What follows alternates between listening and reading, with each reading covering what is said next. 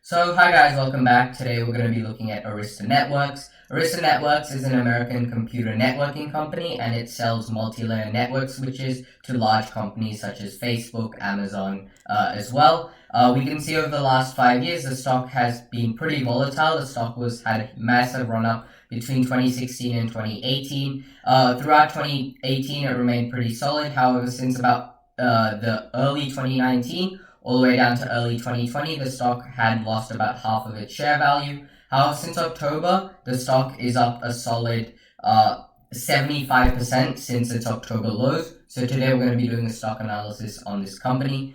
If you do enjoy, consider subscribing. It is free and it does help me out a ton. If not, thanks for watching anyway. Onto the video. So the first thing we're going to be looking at is their investor relations page. We're going to be looking at their Q1 highlights from their investor presentations.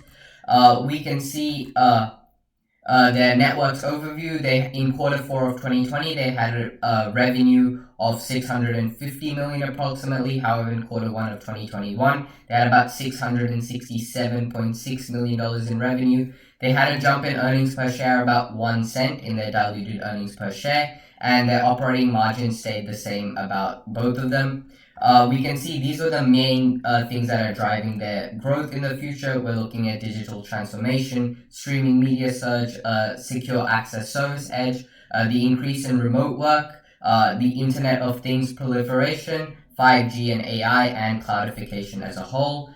We can see these are their plans looking into their future. In looking at their business opportunity, we can see in 2021, they currently have a $23 billion market share, but by 2025, they're looking at a $33 billion market share. They're looking the biggest growth to come in their network and services, but they're looking at their adjacent and core businesses to increase, and they're looking at a $33 million market share by 2025.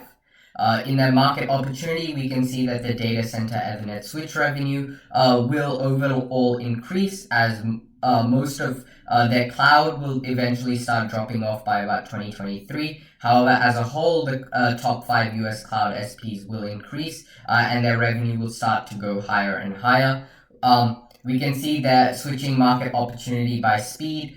We can see as a whole, although their 100, 200, and 400 gigabytes per second switches will decrease, they're looking from the beginning of 2022, the major growth factor will be their 800 gigabit per second, and overall you could see their software increasing as a whole. They're also slowly gaining market share over time. We can see in 2017 they only made about 30% of the switch port revenue. How about now they've pushed that up from about 28% to about 30.5%, with their two biggest competitors right now, ROM and Cisco as well.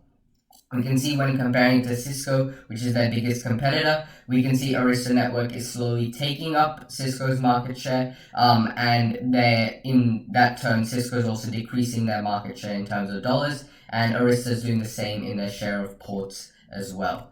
So the next thing we'll be going through is just their financials. This will be on slide 37, if I'm correct. So slide 37 will be their Q1 financial metrics. So we can see in Q1 of 2021, they had a revenue of $667 million and a diluted earnings per share of $2.50. Between Q1 of 2020 and Q1 of 2021, they had a revenue growth of 27.6%. In Q1 of 2021, they had a gross margin of 64.7% and an operating margin of 37.6%, which we looked at earlier as well. If we're looking at their financial highlights, we can see their revenue has been quite shaky over the past year and a bit, but we can see since about Q1 of 2020 to Q1 of 2021, you've had consecutive quarters of increase. Their gross margin has been relatively flat over time, so is their operating margin, except for this bump in Q3 of 2019. However, their diluted earnings per share can once again be seen similar to their total revenue. You can see since the beginning of Q1 of 2020 to Q1 of 2021, we could see an increase in growth, which is once again a good sign. So the next thing we'll be looking at is their Q1 2021 financial results. They had revenue of $667.6 million, which is an increase of 3% compared to the fourth quarter of 2020, and an increase of 27.6% from the first quarter of 2020.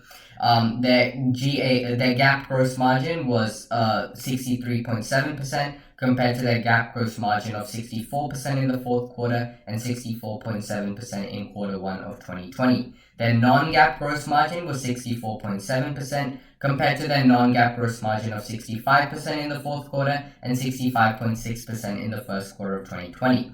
Their GAAP net income was their $180.4 million or $2.27 per diluted share, compared to their GAAP net income of $138.4 million or $1.73 per diluted share for the first quarter of 2020.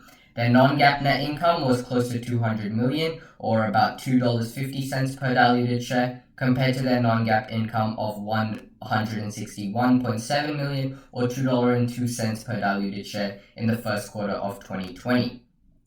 The next thing we'll be looking at is their future growth. We can see Arista Network provides cloud solutions for data centers, enterprise campus environments. It has customers such as Microsoft, Facebook, and Amazon as well. And it has a cloud software-centric approach to networking, which differentiates it from rival Cisco systems. For instance, rather than designing this custom silicon for its switches, like Cisco Systems does, Arista exclusively uses merchant silicon partners like Broadcom as well. This makes it easier for Arista to incorporate their latest chip technology into their products, which makes it a better price performance for their clients as well.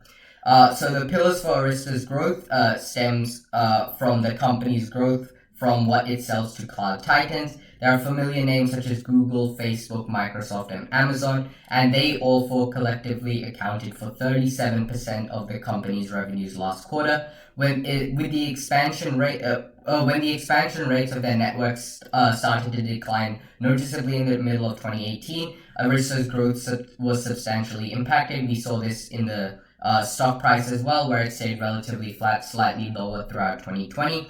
And at the end of the rapid growth, the company brought to an end a period of the company's share price appreciation.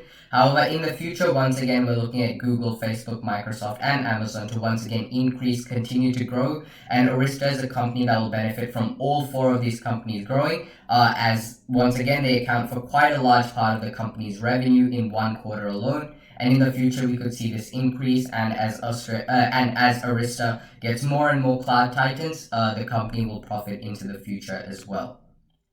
If we just wait for this to load. So we can see their beating of quarter one reports. They reported a 27% revenue growth. Once again, we looked at their revenue and the earnings per share. They still continue to expect strong growth in the second quarter of 2021 as well. Their CFO forecasted a second quarter revenue of $675 million and $695 million in between that, according to their 2021 earnings call transcript. The midpoint of the range is about 26.6% over 2020's quarter two revenue and $35 million more than analysts expected. And their CEO Jayshree Ullal credited that the AI would be helping boost its growth, with the quarter being the sixth in a row that the Arista has exceeded the analysts' expectations as well. So once again, we see that Arista is once again growing faster, spreading its spreading its resources to different sectors. Now we're looking at AI more specifically, and as it adds more and more companies to its customer list, the company's profitability and revenue will increase both in the short term and the long term as well. So we'll be looking at Arista's financials. We can see since the beginning of 2011 all the way to 2020, the stock price, their earnings per share has been consistently increasing. We saw a really big jump in 2019. However, since then it had dropped out in 2020 with, of course, the COVID and then the chip shortage as well, which would be definitely hurting Arista. However, since then, we can see as a whole the stock price has been going up, which is a good sign. It doesn't pay dividends, so we're not going to be looking at that. Their book value per share has been increasing. The stock has been acquiring assets, but not enough to make it a value play yet, especially in this regard, with the stock price being more than 600 and their book value per share just being 45. Their operating cash flow, their cap spending, and free cash flow have all increased significantly over the last few years, but once again, barring 2019, the stock price has had cash flow has increased, which is once again good for the company. That means the company is making more money, it's investing more money, and it's keeping more money later for future business ventures. Looking at their net margin, we can see the stock price. The stock has a solid net margin of about 27.5%. Once again, if we exclude 2019, it has had a very solid net margin. Same with the return on equity of 21.5%. This, once again, just ignore 2019, we still see a good solid track record for a good use of shareholders' equity at 21.5% there as well. They currently have either negative or no interest coverage, and in terms of financial health, they are very, very conservative with their debt, which means that they can easily take on future ventures and more debt without being too worried. So that's a very good sign for these companies and their balance sheets. We'll be looking at some of their valuations. We can see we have a price to earnings of, it's quite expensive at 43. It has had a big jump from 2020 and 2019. However, it is trading cheaper than it was in 2018 and 2017 as well. But the stock price of 43 makes it more expensive than the overall market, especially the US market, which still has quite a high PE ratio. A PE ratio of 43 is quite expensive for this company. And same, we're looking at a price to sales of close to 12, which is once again very, very expensive. On top of this, we're looking at a price to forward earnings of 36, which means that their earnings will increase, but we're still looking at quite an expensive stock. And their PEG ratio of 2.65 makes it, although there is solid amount of growth, we're looking at not too much as worth of its stock price. So although the company has solid growth into the future, looking at the valuations, it doesn't necessarily seem like it's a long-term play. It doesn't seem like the stock price will, the growth that it delivers in the future is valued the stock price is delivering right now. But we will be looking at the technical analysis later. If we scroll up, we can see that the technicals show that the stock is in a near-term buy. If we look at the technical analysis here, the stock has had a massive run-up since about March of 2021. The stock had dropped to quite a new low to about 261 and is now trading at 363, so it's about $100 up since then. However, this means that the stock is trading much, much higher than its 20 and 50-day simple moving average, once again showing that it is an expensive stock. So just some final words, it has good future growth. We are expecting future growth. Both analysts expect it, so does the company's management, and they do have possible good solid future growth potential. However, the stock price and the valuations are trading much, much higher than expected. If you really do want to invest, I would suggest an entry price close to $330, but otherwise I would stay away from this company as it is quite overvalued to my liking. So I hope you enjoyed. If you did, hit that subscribe button, like the video, and comment what your opinion about this company is. And thanks for watching. I'll see you in the next one. Bye.